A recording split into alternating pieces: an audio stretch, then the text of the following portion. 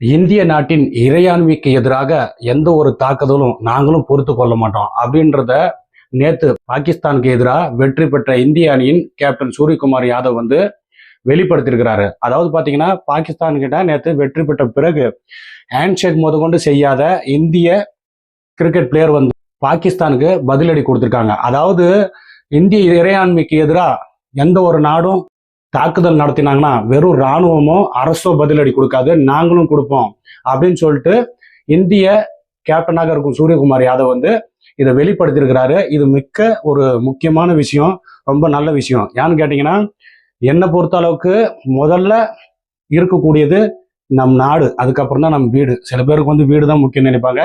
என்னை பொறுத்த அளவுக்கு முதல்ல என் நாடு, அதுக்கப்புறம் தான் என் வீடு அப்படின்ற வகையில இது ஒரு எடுத்துக்காட்டா இருக்கும்னு நினைக்கிறேன். ஏன்னு கேட்டீங்கன்னா, பாகிஸ்தானுக்கு இந்த மாதிரி ஒரு பதிலடி கொடுத்தாதான், அவங்க திருந்துவாங்களான்னு எனக்கு தெரியாது, ஆனா இந்த மாதிரி பதிலடி கொடுத்தே ஆகணும். ராணுவம் மட்டும் இல்ல, ஒட்டுமொத்த இந்திய மக்களும் இது மாதிரி ஒரு சில விஷயத்துக்கு செஞ்சீங்கன்னா நல்லதா இருக்கும்னு நான் கருதுறேன். ஏன்னு கேட்டீங்கன்னா, பாகிஸ்தானுக்கு இந்த மாதிரி தான் பதிலடி கொடுக்கணும்.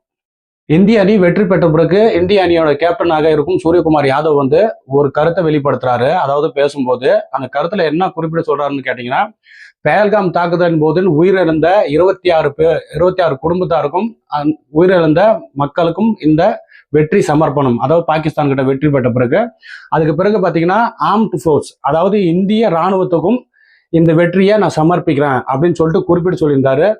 இதுக்காக நான் சூரியகுமார் யாதவுக்கு ரொம்ப நன்றி சொல்ல கடமைப்பட்டிருக்கிறேன்.